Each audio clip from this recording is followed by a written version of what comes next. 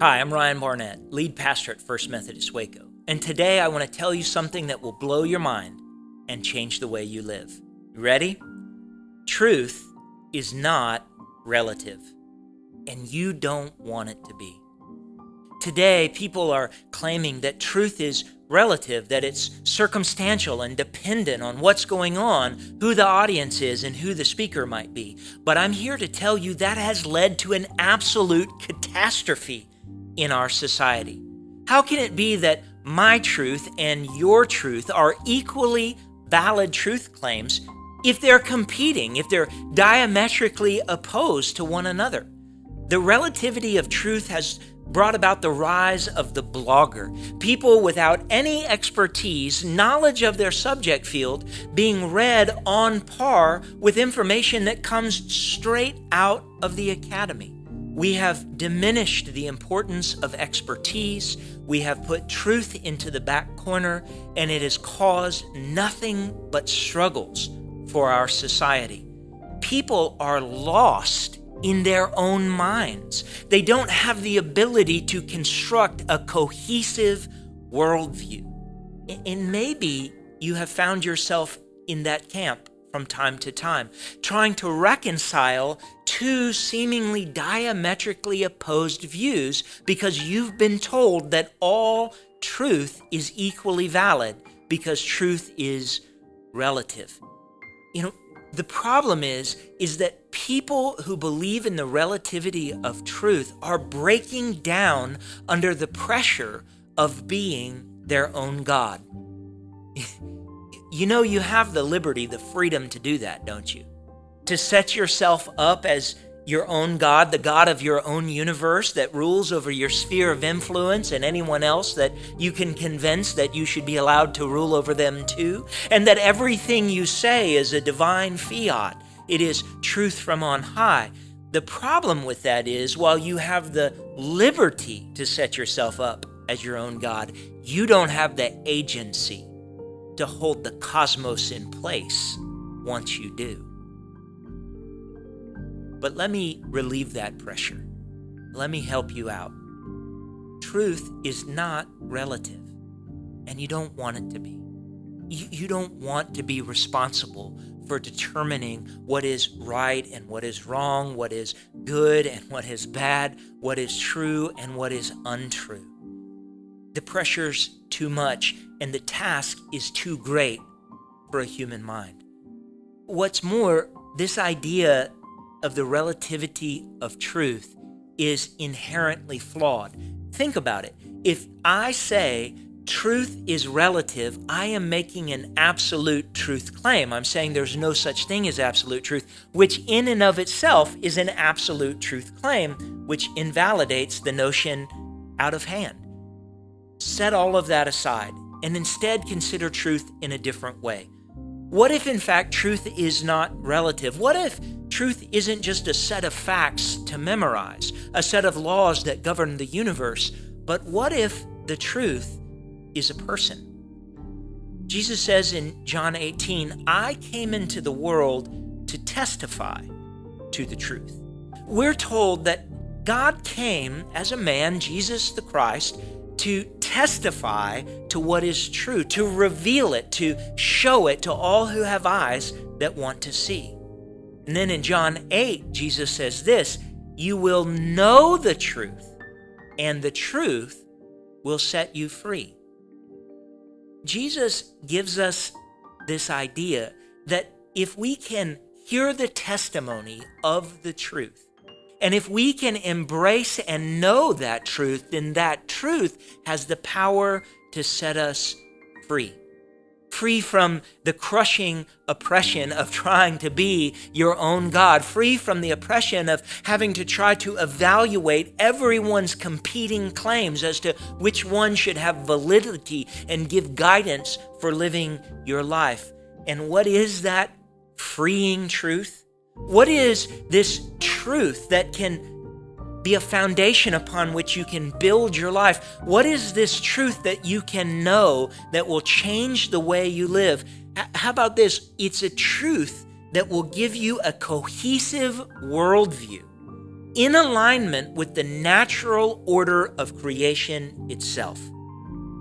It turns out that truth is a person. In John 14, Jesus says, "I am the way, the truth, and the life." And this relational God gives his relational creation the ability to discover truth through a relationship. You can discover truth through a relationship with God through Jesus Christ. What does that mean? It means that truth is found in love. Truth is found in mercy. Truth is found in goodness. These are the very qualities of the character of the person of God that he uses to describe himself. And what we're told is he is the truth that brings cohesive worldview to our life in balance with all of creation itself. And you can know it by knowing him. You can participate in it by participating in love, by participating in mercy, and by participating in goodness. And in so doing, you can not only embrace the truth, but you can be embraced by it. Friends, nothing good comes when we accept the flawed notion that truth is relative. It destroys our worldview. It makes us live incoherent lives where we are one thing over here and another over here. And we need not do it. Truth is absolute. It is accessible and it can be known by all. It can be known by you because the truth presents himself to all who seek him. Jesus Christ offers himself as a freeing agent for all who come into contact with him, setting us free from our sin, setting us free from the broken systems of this world, setting us free from the oppression of people who disuse the truth, making it relative for their benefit against us. Jesus sets us free by his very personhood when we come into relationship with him. You know, the message of Jesus is radically different than the message of the world that we receive on a daily basis. It is not self-serving. It is not in promotion of one's own self-interest, but instead it is a message of freedom, a message of liberation, a message of love and mercy and goodness. It is a message that engages us at our most fundamental levels and sets us free to live a life that is full and that is cohesive and that is in concert with the world around us.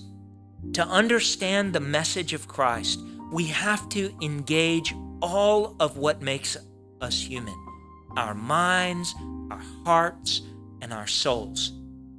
The truth liberates heart, mind, body, soul. Jesus has come so that you would know truth, and truth would set you free. Truth is not relative. You don't want it to be. And if you come into saving contact with the truth, Jesus, it will change the way you live your life, and it will change the way your life ends. When you engage in the truth, you are not only set free from lies, from oppression, from broken systems, you are set free from death itself, set free to live abundantly and eternally. If you want to encounter this truth, this Jesus, I invite you to pray with me.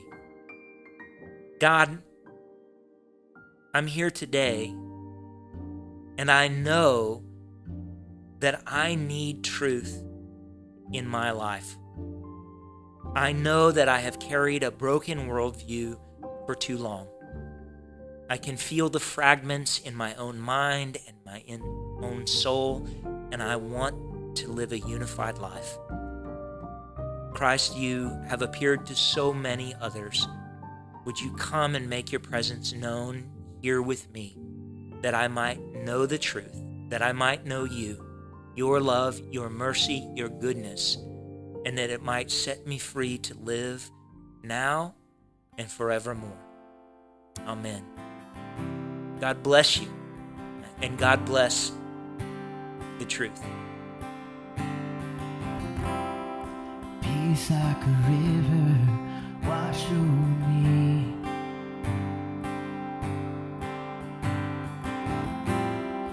Immerse me in water as deep as the sea.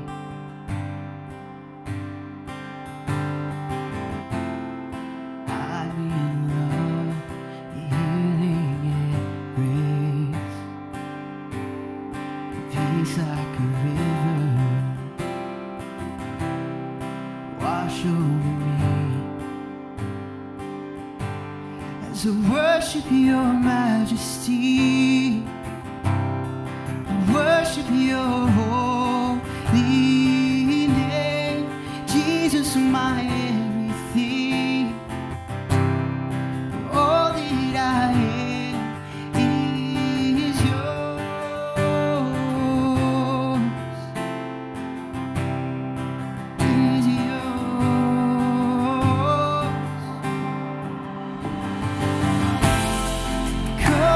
Spirit, rain down on me.